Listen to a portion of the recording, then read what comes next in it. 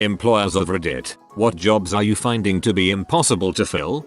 The company I work for is managing employees. We caption phone calls for people who have lost their hearing. It requires 2 weeks of training. Honestly, it should be 3. And it's a skill that doesn't come easy, but nearly everyone is capable of picking it up. We sit in cubicles and don't interact with anyone. Just listen and caption. They'll take basically anyone over 18. It was a good job when I started a few years ago. The times between calls were enough to study or browse the internet. The pay was pretty fair. Now the idle times have fallen dramatically and the pay hasn't changed at all. Meanwhile, similar call center jobs are paying more just to read from a script. People quickly get burnt out and quit. The department in charge of scheduling is a mess. It's mismanaged to heck, and the employees there are even more overworked than the captioners. Interactions with them can be shady as heck, and they are known to go back on their word about time off and schedule changes. They did an employee moral survey just yesterday and I tore them apart.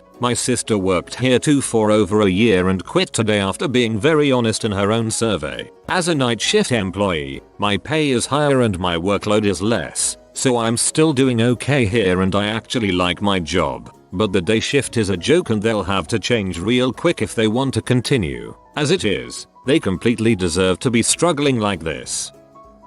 One big problem, and I see it echoed in this thread, is that employers don't want to train. Companies just don't want to invest in their workers anymore. They only want to hire experienced workers. They don't want to apprentice, and if they do, they don't want to pay for it. They expect colleges to do all of this for them. What I've found is that college can't fulfill this role even though colleges sell themselves as if they can. College can only teach you basic hard and maybe some soft skills that can maybe get one's foot in the door. If employers want good employees that will stick around, employers need to be willing to train and pay employees well even in training, and not dole out crazy or unrealistic workloads or an otherwise toxic environment. Training will make them good, specific to your industry and company, and the pay and positive work environment will help them stay. That's a big one. I've seen companies turned good people away because they lacked some skill they could pick up in 3 weeks. The expectation, especially for those 30 plus, is that they have to be experts in all the tools the company uses. The company I work for has been trying to fill a dispatcher position for over a year and a half now. Part-time, evening shift. They're not offering competitive pay, and everyone is suffering for it. Trying to get someone for $1 over minimum wage for a job that should start a good $5.07 per hour more is painful to watch. They are either incompetent or realize really quickly what the job entails and book it out of here. The strip mall down the street from my work is having trouble hiring security guards who don't sell drugs. I would like to be a security guard. Great, but you can't sell drugs. Frick that noise. People to work in nursing homes. PT, OT, kitchen, nursing. Big portion is nursing staff. I don't know if it's just the company that's having issues. 2 of our facilities are having staffing issues, but we are constantly understaffed and getting overworked to the point where more people are leaving because they are overworked. Management keeps saying no one is applying, but I don't think they're offering people enough to stay want to work there. Construction manager here. The demand for construction is here, but the workers left during the recession and don't want to come back to repeat history. I'm in this boat. Worked for 12 years as a carpenter. Loved it. Work fell off in 2009. Held on as long as I could. Lost my business and house. Gained 2 kids. Went back to school in 2011 to support the fam. Now I work in IT. No way I'm giving up this salary and benefits. I miss construction so badly, though. Despite what employers will say all jobs are fillable if you pay enough money, there was a CEO a few years ago who wrote complaining that they could not hire welders, and turns out they were offering $20 HR. I'm a believer that in this globalized world with massive availability of education, there is no such thing as a shortage of workers. It's just that the pay isn't enough for the job conditions. Sometimes wage expectations go up, and businesses need to deal with that or they won't be able to operate. My valet company is having an incredibly hard time filling supervisor positions at locations that are slow and you don't do anything for 12 hours, 15 per HR. Though part of the reason why it's hard is because they want these people to be educated. People get educated so they don't have to work as a valet super for $15 HR. EMTs and paramedics. I've been in the position to hire them and can't get anyone, and I know exactly why. Hours. Standard week for EMS is 6,100 hours. Many EMTs and medics work 24+ hour shifts. Pay is crap. I have over a decade of experience. I have ACLS, PALS, PHTLS, ITLS, ATLS, and about a ton more, and I can hardly score more than 15 per hour here. Injury. The work is backbreaking. Lifting people that are 500 plus and the 90-pound cot is a great way to get to hernia. And that 500 pounds person you had to drag out of a bathroom. Psychological issues are very common. The list goes on. No surprise people avoid EMS like the plague. Anyone want to be a school bus driver? Good. Do you have a valid CDL? Any DUIs? Criminal record? Oh okay, never mind. Literally anyone please. Production line worker. No education needed. Not dangerous. Can listen to music while you work 9-5 MTWTHF. $15 an hour starting. They call them unicorns for a reason, but people with both programming and design skills. They're rare and few between, but it's pretty much an instant hire if you have both. They really help bridge the gap between dev design teams and are almost always in demand. People laughed when I double majored in computer science and fine art, but it's opened a lot of doors. Not an employer, but my hospital has a hard time finding nursing assistants. Who knew it would be hard to find people willing to wipe asses for not much pay? I just looked up wages for a CNA. It's worse than a minimum wage job that also requires college education in some instances. That is a beyond absurd job prospect. At my hotel. Housekeeping. No one wants to clean up after the nastiest animals on the planet. Plenty of hours and reliable work to be had, but no one wants to do it. They should be paid more, I guess. Or people could just be less disgusting. Base level security officer. You need a clean record, to be over 18, and a get high school diploma or to be in high school. Paying more than minimum wage for a job that requires less work than most minimum wage jobs. Based on the job ads I've seen, I think they're having a little trouble filling the entry level 3-5 years experience jobs. No, I'm not just playing off the meme. These postings were the bane of my existence when I was job hunting. Jobs that pay like crap surprisingly don't have lots of people applying for them. Truck drivers. Most of the people on the road are in their 50s-60s. They are starting to retire or die. It's even hard to find contract drivers to help on busy delivery days. It's mainly because the hours are long, the trips are long, and it's a pretty dangerous job. Young people see that and avoid it. In NZ we have a huge shortage of competent, qualified carpenters and heavy truck drivers. Funny that it's the older types of trades. It's like they've fallen out of fashion. I've noticed that restaurants have a tough time getting servers and cooks, and the food is getting bad at mid-range restaurants and customer service is horrible. Employer here. Simple solution to finding people to fill jobs is to pay better. I do pay better, and amazingly I have no trouble getting people to work. Turn people away. That said, the work ranges from extremely simple to needing a solid 6-8 weeks of intensive training. Teaching jobs. At my school, we've had multiple teachers quit throughout the year and could never replace them, so we just replaced the class. One of our foreign language teachers quit, so they just forced all the students to take French instead, with every class having at least 35 students. I just looked a few minutes ago, and we still have 10 plus positions open for the next school year, which starts in 3 weeks.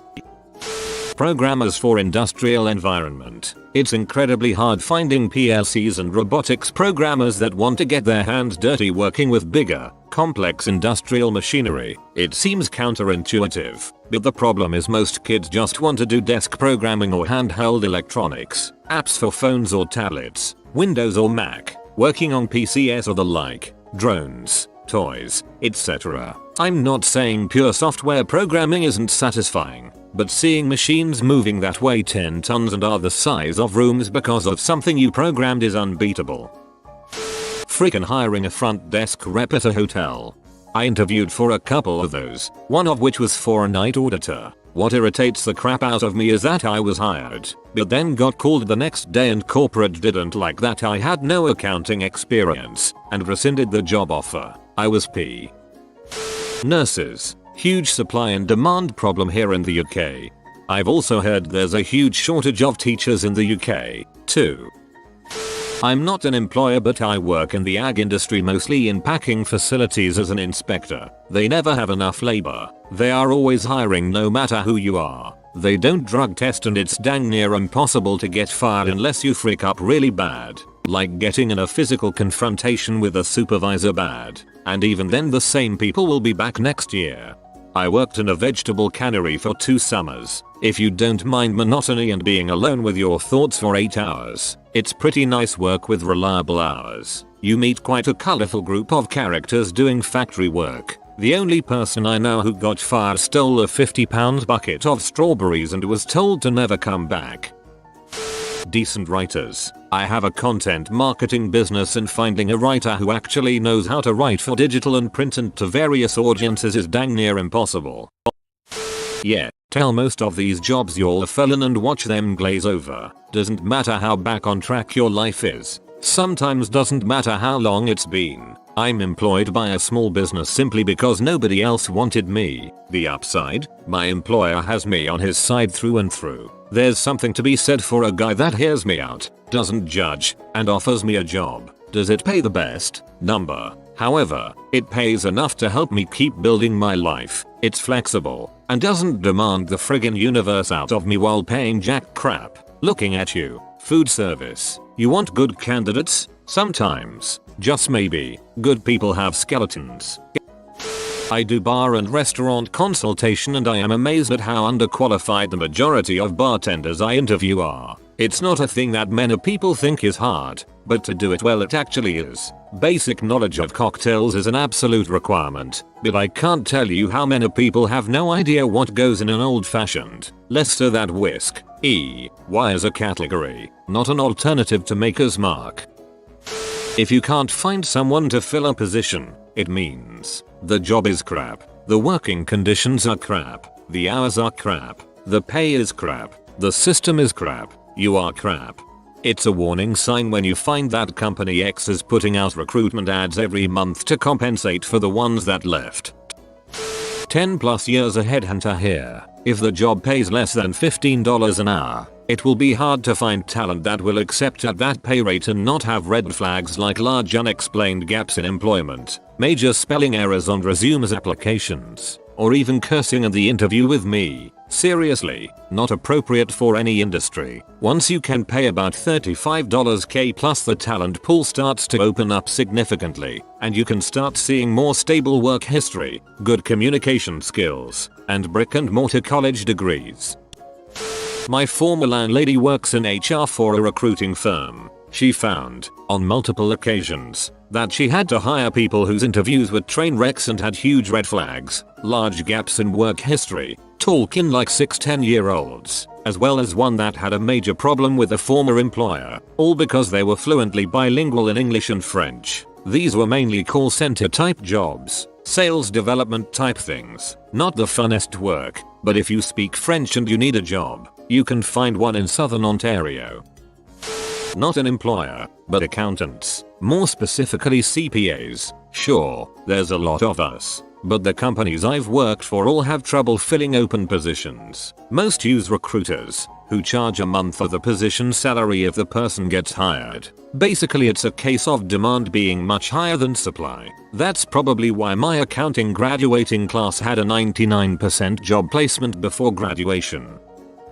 Not an employer, but I know my former job has had a hard time trying to hire a replacement after I quit nearly 5 months ago. I was a retail restocker, but that position eventually required that I work 2 early shipment receiving shifts, compile the store's weekly shipment order, and translate on a regular basis. It doesn't help at all that this position was more or less the lowest paying position at the store I used to work at. Trying to find another college graduate that was willing to do all of that for low pay is dang near impossible. I need someone with the wisdom of a 50-year-old, the experience of a 40-year-old, the drive of a 30-year-old and the pay scale of a 20-year-old. Also, 25 years experience for an entry-level position. That will require 17 obscure certificates, a security clearance that we will not sponsor, and a lie detector test. Also, you must cover the lie detector test fee.